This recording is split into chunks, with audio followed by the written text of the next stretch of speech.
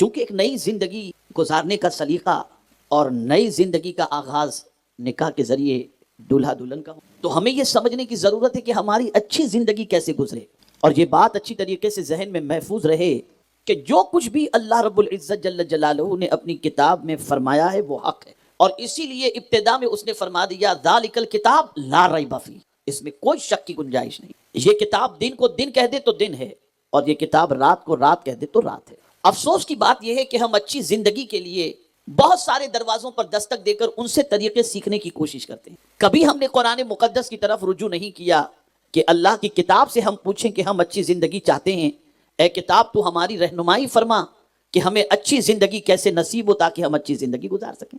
تو قرآن مقدس نے فرمایا اے اچھی زندگی کی تلاش کرنے والو، اے آرام اور سکون کی زندگی تلاش کرنے والو، زندگی کوئی اور دینے والا نہیں، زندگی دینے والی ذات اللہ کی، وہ جسے چاہے زندگی دے، جسے چاہے موت دے، جسے چاہے اچھی زندگی دے اور جسے چاہے پرخطر زندگی عطا فرمائے، سب کچھ اس کے دست قدرت میں۔ وہ جسے چاہے عزت عطا فرمائے، جسے چاہے ذلت عطا فرمائے، وہ جسے چاہے مالدار بنا دے، جسے چاہے غریب بنا دے، سب کچھ اس کے دست قدرت میں۔ ایک یہ مندی کا پیریڈ چل رہا ہے نا، اور اس مندی کے پیریڈ کے اندر سچویشن کیا ہے، بہت ساروں کا دھندا نہیں چلتا تو لوگ کہتے ہیں کسی نے روزی باندھ دی، تو یہ بات یاد رکھیں کوئی آج تک ایسا بابا ہے ہی نہیں جو روزی باندھ سکے، اسے ذہن میں رکھو، کوئی ایسا آج تک ہے ہی نہیں جو آپ کے رزق کو باندھ دے، اس لیے کہ قرآن نے واضح لفظوں میں فرمایا اللہ یبسط الرزق لمن یشاء ویقدر، اللہ جس کی چاہتا ہے روزی کشادہ کر دیتا ہے اور جس کی چاہتا ہے تنگ کر دیتا ہے۔ قدر کے معنی تنگ کے، اور لیلۃ القدر کو لیلۃ القدر کیوں کہتے ہیں جانتے ہیں آپ؟ اس لیے کہتے ہیں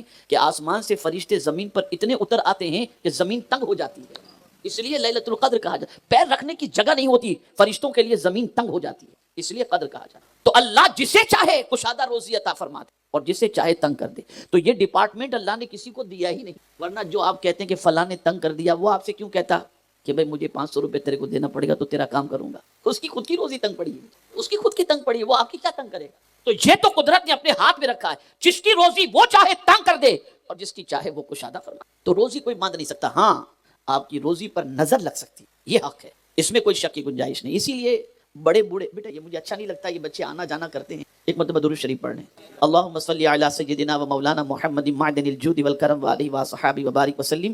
ایک بزرگ بڑی اچھی بات، پرانے زمانے کے کاٹھیا واڑ کے ایک تھے، انہوں نے اپنے بیٹے کو نصیحت کی، بیٹے کیلا لے کر کے ریکڑی والے سے نکلنا تو کالی تھیلی میں نکلنا، سفید میں نہیں، اس لیے کہ ہو سکتا ہے سفید تھیلی میں سے کیلا نظر آ جائے اور کسی کی نظر پڑے، تو نظر بڑی خطرناک ہے۔ حضور صلی اللہ علیہ وسلم فرماتے ہیں نظر انسان کو موت تک لے جاتی ہے اور پتھر کو پھاڑ دیتی ہے، یہ نظر میں تک۔ اب یہاں سے ایک بات سمجھ میں آئی، جب کسی عام انسان کی بری نظر پڑ جائے تو اس کی نظر سے پتھر پھٹ سکتا ہے، تو اللہ والوں کی نظر کرم پڑ جائے تو بگڑی بھی بن سکتی ہے۔ جب تم یہ مانتے ہو کہ بری نظر کسی کی پڑ جائے، گاڑی پہ لکھ کے نکالتے ہو بری نظر والے تیرا منہ کالا، یہ سب لکھا ہوا رہتا ہے، تو جب نظر کی مائیں بچے کو کالا ٹیکا لگا کر نکالتی ہیں، کسی کی نظر پتا چلا نظر کی تاثیر ہے، تو عام انسان کی نظر کی اتنی طاقت کہ پتھر کو پھاڑ دے، صحت مند کو بیمار کر دے، تو اللہ والوں کی نظر کی کیا عالم، ان کی نظروں کا۔ اسی لیے سرکار فرماتے اتقوا بفراست المؤمن فإنه ينظر بنور اللہ تعالی، مومن کی فراست سے ڈرو کہ وہ اپنی آنکھوں سے نہیں اللہ کے نور سے دیکھتا ہے۔ اسی لیے فرمایا گیا عالم کے پاس جاؤ تو زبان کو لگام دو، اور ولی کے پاس جاؤ تو دل کو لگام دو کہ وہ تمہاری دل کی دھڑکنوں کو دیکھ رہے ہیں۔ تو بری نظر سے روزی تنگ ہو سکتی، تنگ سے مراد یہ ہے کہ کاروبار ٹھپ پڑ سکتا۔ اسی لیے آقا کریم صلی اللہ تعالی علیہ وسلم نے ارشاد فرمایا کہ رات کو سوتے وقت اپنے بچوں کو آیت الکرسی پڑھ کر کے دم کر دیا کرو، اللہ بری نظر سے ان کی حفاظت فرمائے گا۔ ایسے ہی آپ جب بھی کاروبار کے لیے جائیں، دکان کھولیں، آیت الکرسی پڑھ کر کے آپ پھونک دیں، انشاءاللہ بری نظر سے اللہ حفاظت فرمائے گا۔ تو عرض یہ کر رہا تھا کہ اچھی زندگی ہر کوئی چاہتا ہے، اور اچھی زندگی کی خواہش لڑکی کو بھی ہے لڑکے کو۔ کوئی نہیں چاہتا کہ اس کی زندگی کے اندر خزاں آئے، ہر کوئی چاہتا ہے کہ اس کی زندگی میں بہار ہی بہار ہو، سکون ہی سکون ہو، کسی قسم کا کوئی ٹینشن نہ ہو۔ لیکن اب ایک سوال میں آپ سے پوچھوں گا کہ آپ کے نزدیک اچھی زندگی ہے کیا؟ پہلے یہ بتاؤ، یہ سوال میرا آپ سے اگر میں پوچھوں کہ آپ اچھی زندگی چاہتے ہیں تو آپ کے نزدیک اچھی زندگی کی ڈیفینیشن کیا ہے، ویاخیا کیا ہے، تعریف کیا ہے؟ تو زیادہ تر لوگ یہی جواب میں کہیں گے کہ اچھی زندگی سے مراد یہ ہے کہ تندرست ہوں، کھاتے پیتے ہوں، گھر میں ساری چیزیں ہوں، کوئی قسم کا ٹینشن نہ ہو، یہ اچھی زندگی۔ جیسے صحابہ سے حضور صلی اللہ علیہ وسلم نے پوچھا تھا کہ بتاؤ مل مفلس، صحابہ بتاؤ مفلس کون ہے؟ تو صحابہ نے عرض کیا تھا سرکار جس کے پاس درہم و دینار نہ ہو وہ مفلس ہے۔ تو سرکار نے فرمایا نہیں، وہ مفلس نہیں ہے، آقا کریم صلی اللہ علیہ وسلم نے فرمایا مفلس وہ ہے دنیا میں نیکی بھی کرے عبادت اور ریاضت بھی کرے، لیکن جب قیامت میں وہ آئے گا تو اس کے نام اعمال میں قیامت میں سب خالی ہو جائے گا اس کا معاملہ۔ کس وجہ سے؟ نیکی کی، عبادت کی، ریاضت کی، سب ختم کیسے ہوا؟ تو میرے آقا صلی اللہ علیہ وسلم فرماتے ہیں کہ وہ دنیا میں کسی کو گالی دیا ہوگا تو اس کی نیکی اٹھا کر اسے دے دی جائے، کڑکا ہو گیا۔ اور اگر نیکیوں سے کام پورا نہیں ہوا تو جس کو گالی دیا تھا اس کے گناہ اٹھا کر اس کے اوپر ڈال دیے۔ تو سرکار فرماتے ایسا بندہ جو نیکی کرنے کے بعد قیامت میں آئے گا اور کچھ بھی نہیں ہوگا تو یہ بندہ در حقیقت مفلس۔ تو اس سے یہ بات سمجھ میں آئی کہ مفلس وہ نہیں جس کے پاس مال نہ ہو، مفلس وہ ہے جس کے پاس اعمال نہ ہو۔ اصل معاملہ یہ۔ تو اب اچھی زندگی کسی سے بھی پوچھو کہ اچھی زندگی کسے کہتے ہیں تو اچھا مکان ہو، اچھی گاڑی ہو، اچھے کپڑے ہوں۔ عورتوں سے پوچھا جائے تو کہیں گے زیورات ہو، ڈائمنڈ کے سیٹ ہوں، یہ ہو وہ ہو، فرنیچر ہو، یہ ساری چیزیں ہوں۔ مردوں سے کہیں تو گاڑی بنگلہ، ساری چیزیں، یہ اچھی زندگی۔ لیکن ایک سوال میں آپ سے پوچھتا ہوں، یہ آپ کی سوچ صحیح نہیں ہے، اس لیے کہ میں نے جتنی سکون کی نیند میں مزدوروں کو سوتے دیکھا ہے، بنگلے والے کو سوتے نہیں دیکھا، تو پتا چلا اچھی زندگی کچھ اور ہے۔ اچھی زندگی اسے کہتے ہیں کہ طبیعت کو قرار ہو اور سکون ہو، سکون۔ اب یہ زندگی کیسے ملے گی؟ میں ترتیب بار سمجھاؤں گا، انشاءاللہ بات سمجھ میں آئے۔ اچھی زندگی کیسے ملے گی؟ اب اگر کوئی کہے کہ بنگلہ گاڑی اس سے اچھی زندگی، تو بیچارہ غریب تو کبھی اچھی زندگی گزار ہی نہیں سکتا۔ نہیں، قرآن نے ضابطہ تھا، من عمل صالحا، جس نے نیک کام کیا، جس نے نیک کام کیا، اب وہ مرد ہو یا عورت ہو، اس حال میں کہ وہ ایمان والا ہے، تو مولا فرماتا ہے ہم اس کو اچھی زندگی عطا کریں، اللہ اچھی زندگی عطا کرے۔ لیکن یہاں میں آج آپ کہیں گے مولانا نماز پڑھنے پڑھانے والے بھی بے چین نظر آتے ہیں، اچھے اعمال ہیں ان کے، بلکہ بڑی معذرت کے ساتھ میرے یہاں جتنے بھی علماء اور ائمہ موجود ہیں، اگر مجھے معاف کر دیں تو میں ایک بات آپ کو ان کے حوالے سے عرض کروں۔ تقریباً ہمارے علماء کے ساتھ ہماری عوام کا سلوک کچھ اس طرح کا رہتا ہے کہ اللہ ماشاءاللہ سب کی پوزیشن ایسی نہیں ہوتی، لیکن اگر کسی امام کو اپنے بچے کو اعلیٰ تعلیم دلانا ہے تو کسی سیٹ کی طرف رجوع کرنا پڑتا ہے۔ گھر میں کوئی بڑا معاملہ پیش آ گیا، گھر لینا ہے، شادی کرنی ہے، تو تنخواہ اتنی لمیٹیڈ ہوتی ہے کہ ان کو کسی نہ کسی کی طرف رجوع کرنا پڑتا ہے۔ اب کوئی سوال کرے کہ آپ کہتے ہیں جو نیک عمل کرے اس کی زندگی اچھی، ہم تو دیکھ رہے ہیں ان کے نیک اعمال ہیں، پھر ان کی زندگی میں اتنی پریشان، تو اے رسول اعظم صلی اللہ تعالی علیہ وسلم کے دیوانوں، ان کی زندگی تو اچھی ہی ہے کہ اعمال میں گزر رہی ہے، اچھے عمل میں گزر رہی ہے، نیک کام کرنے میں گزر رہی ہے۔ لیکن اچھے عمل کی تعریف محدثین اور مفسرین نے جو فرمائی وہ یہ ہے کہ اچھا عمل اسے کہتے ہیں جو اللہ کی رضا کے لیے۔ اسی لیے نیکی صرف اچھا عمل نہیں ہے کہ نیکی کے عوض کے اندر اچھی زندگی ملے، اچھی زندگی اللہ اسے عطا کرتا ہے جس کا معاملہ یہ ہو کہ وہ کام اللہ کی رضا کے لیے کر رہا ہو، تو اللہ تعالیٰ اس بندے کو اچھی زندگی عطا فرماتا ہے۔ الحمدللہ یہاں اس حوالے سے واضح کر دوں کہ بہت ساروں کو اللہ اچھے اعمال کا اجر دنیا میں دے دیتا ہے، اور بہت ساروں کے لیے اللہ اجر آخرت میں رکھ چھوڑتا ہے، انہیں قیامت میں اللہ عطا کرے گا، اور اس شان سے عطا کرے گا کہ کسی کی بخشش کا ذریعہ اللہ ان کو بنائے گا۔ اسی لیے علماء کو جنت کے دروازے پر روک دیا جائے گا، جانے نہیں دیا جائے گا۔ جب وہ عرض کریں گے مولا سب جا رہے ہیں، ہمیں بھی جانے کی اجازت دے، تو میرا رب فرمائے گا نہیں، آج تم تنہا جنت میں نہیں جاؤ گے۔ دنیا میں اگر کسی نے تم کو وضو کے لیے پانی بھی لا کر دیا ہو نا، اور وہ اگر گناہ کی وجہ سے جہنمیوں کی لائن میں ہو، تو اس کو جہنمیوں کی لائن سے نکالو، ہاتھ پکڑو، لے کر جنت پہ چلے جاؤ۔ تو ان کی پریشانی کو جو دور کرتا ہے تو اللہ تعالیٰ ان کے لیے آخرت میں ان کے ذریعے نجات کا سامان بنا دیا کرتا ہے۔ اب آئیے سمجھنے کی کوشش کریں، عمل صالح وہ ہے جو اللہ کی رضا کے لیے۔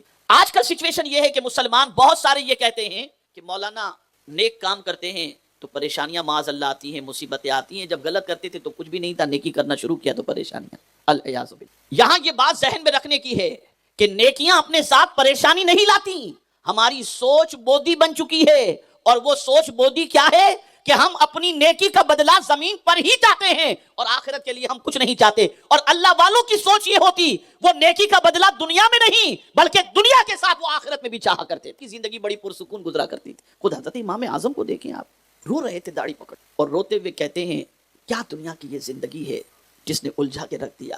اور اتنی نیکیاں کرنے کے باوجود بھی، کتنی نیکیاں کہ امام اعظم کا مزار شریف اس وقت بغداد میں جہاں پر ہے، اس جگہ پر امام اعظم نے 6000 قرآن مقدس ختم کی، اور کئی سالوں تک امام اعظم پوری رات ستون کی طرح کھڑے رہتے ہوئے رات بھر انہوں نے عبادت میں گزاری۔ اب آپ سنیے وہ امام اعظم کیا فرماتے ہیں کہ دنیا کی زندگی بڑی عجیب زندگی ہے، اور پھر یہ کہتے ہوئے ارشاد فرماتے ہیں مجھ سے کوئی ایسی نیکی نہ ہو سکی جس سے میں خدا کو راضی کر سکوں، عاجزی کے طور۔ میرے پیارے آقا صلی اللہ تعالی علیہ وسلم کے پیارے دیوانوں، ناگپور کی سرزمین پر حضرت بھولا شاہ رحمۃ اللہ تعالی علیہ کے عرس کی تقریب میں ہم اور آپ اس وقت حاضر ہیں۔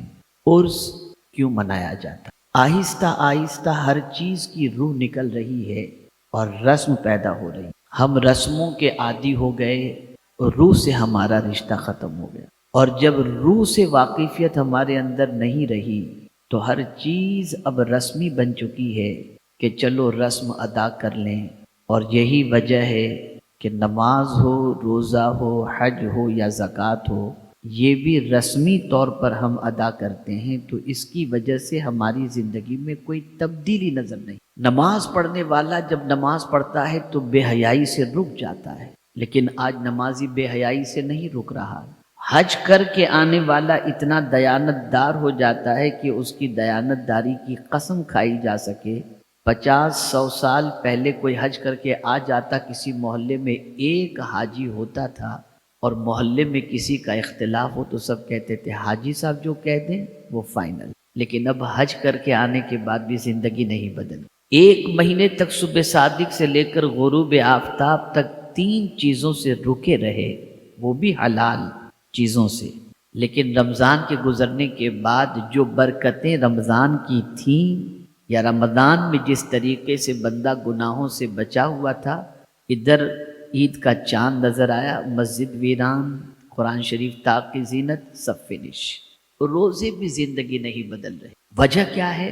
کہ ہم نے ہر چیز کو فارمولیٹی کے طور پر کرنا شروع، مقصد سے غافل ہو. نماز کیوں فرض کی گئی؟ مقصد نہیں معلوم. روزہ کیوں فرض کیا گیا؟ مقصد نہیں معلوم. حج کیوں فرض کیا گیا؟ مقصد نہیں معلوم. زکوٰۃ کیوں؟ مقصد نہیں معلوم. بس کرنا ہے تو کر رہے ہیں. ایسے ہی عرس کا بھی سال میں 1 دن بابا کی یاد منا لو، بھائی لنگر کھا لو، حاضری دے دو، چادر چڑھا دو، بس. اس لیے عرس نہیں. اگر میں اعلیٰ حضرت عظیم البرکت امام عشق و محبت کا ایک شعر آپ کی نظر کروں تو پورا عرس کا مقصد امام عشق و محبت نے ایک شعر کے اندر بیان کر. لفظ عرس کا استعمال تو نہیں فرمایا، لیکن مقصد عرس انہوں نے بیان کر دیا. کہتے ہیں اعلیٰ حضرت تیرے غلاموں کا نقش قدم ہے راہ، وہ کیا بہک سکے جو یہ سراغ لے کے چلے.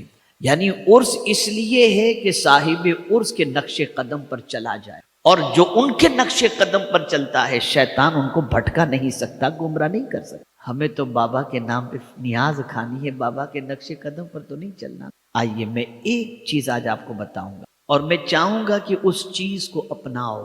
دنیا میں چھوٹا بچہ ہو، بڑا آدمی ہو، میاں بیوی ہو، بھائی بہن ہو، ساس سسر ہو، کچھ بھی ہوں، ہر ایک کی ایک تمنا ہوتی ہے کہ لوگ مجھ سے محبت. کوئی یہ نہیں چاہتا کہ لوگ نفرت کریں، ہر کوئی یہ چاہتا ہے کہ لوگ مجھ سے محبت کریں. بھولا شاہ بابا کو آپ نے نہیں دیکھا ہوگا لیکن محبت کر رہے ہیں.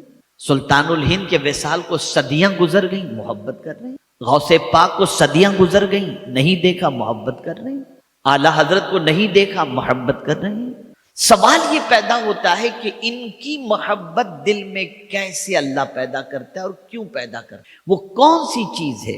اور آج ہم ہزارہ چاہتے ہوئے لوگوں کے دلوں میں ہماری محبت کیوں پیدا نہیں ہوتی، بس سمجھنے کی ضرورت ہے. قرآن کی روشنی میں اللہ نے حضور صلی اللہ علیہ وسلم کو ہمارے لیے آئیڈیل بنایا اور فرمایا لقد کان لکم فی رسول اللہ اسوۃ حسنہ. اللہ کے رسول صلی اللہ علیہ وسلم میں تمہارے لیے بہترین نمونہ ہے. رسول گرامی وقار صلی اللہ تعالی علیہ وسلم کی حیات طیبہ کا مطالعہ کریں تو میں جب امام عشق و محبت کا یہ شعر پڑھتا ہوں یا یاد آتا ہے یہ شعر تو عقل دنگ رہ جاتی ہے. اعلیٰ حضرت کہتے ہیں حسن یوسف پہ کٹی مصر میں انگشت زن، سر کٹاتے ہیں دیکھ کر نہیں، سن کر نہیں، تیرے نام پر مردانیا. نام مصطفیٰ صلی اللہ علیہ وسلم پر لوگ سر کٹانے کے لیے تیار ہو جاتے ہیں. یا اللہ حضور نے کیا دیا. سمجھیے گا آدمی کسی سے محبت کرتا ہے مال کی بنیاد پر. سیٹ سے آدمی کیوں محبت کرتا ہے؟ سخی آدمی ہے، جائیں گے مال دے گا تو آپ بہت سخی آدمی ہیں، محبت کرتا ہے. عہدے کی بنیاد پر کوئی بڑا عہدہ کسی کو مل جائے تو آدمی اس سے محبت کرنے لگتا ہے. کوئی کامیابی کی بنیاد پر آدمی محبت کرتا ہے، کسی فن کی بنیاد پر آدمی محبت کرتا ہے. یہ ساری چیزیں محبت کی ہوتی. اور ایک خاص بات بتاؤں، جب یہ ساری چیزیں کسی کے پاس آتی ہیں تو چال چلن بدل جاتا ہے. شہرت کسی کے پاس آئی، چلنے کا انداز بدل گیا، دولت آئی، ملنے کا انداز بدل گیا، اقتدار آیا، ملنے کا انداز بدل گیا، ایجوکیشن آیا، ملنے کا انداز بدل گیا۔ لیکن قربان جائیے میرے آقا صلی اللہ علیہ وسلم کی عظمت پر، اس بلندی پر اللہ نے حضور کو پہنچایا جہاں نہ کوئی پہنچا ہے، نہ قیامت تک پہنچ سکتا ہے۔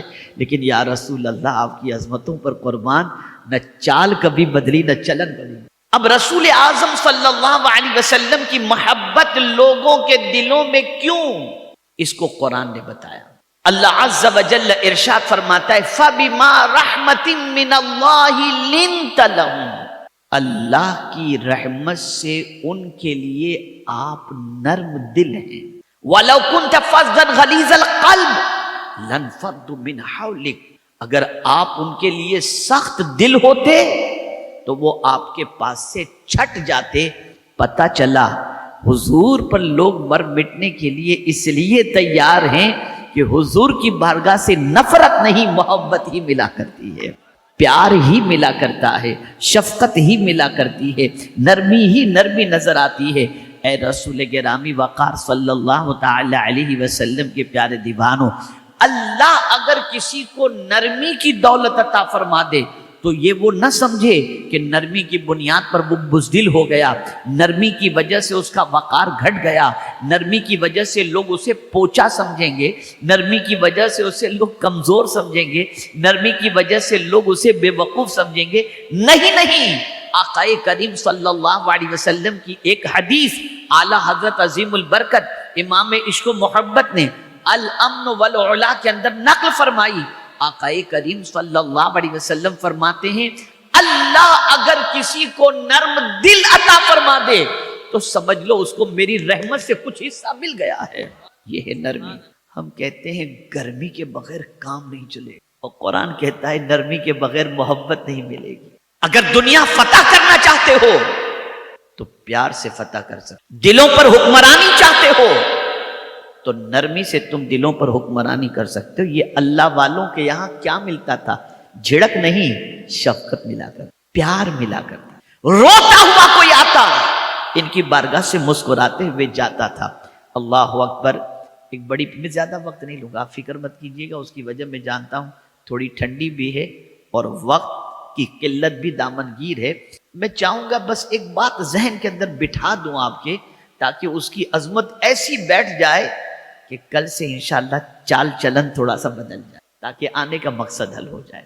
ہمارا جسم ایک ہے جسم اور ایک ہے روح۔ جسم بیمار ہوتا ہے، پتہ چل جاتا ہے، منہ کا ذائقہ بدل گیا، پتہ چلا بیماری ہے، بخار آ گیا، درد سر میں ہو رہا ہے، پتہ چل گیا بیمار ہے، ہاتھ پیر میں کپ کپی طاری ہو گئی، سمجھ میں آیا کہ بیمار ہے، موشن ہو گئے، سمجھ گئے کہ بیمار ہے۔ یہ روح جو ہمارے جسم کے اندر ہے وہ بیمار ہے، اس کا پتہ کیسے چلے؟ اس لیے کہ جسم اصل نہیں ہے،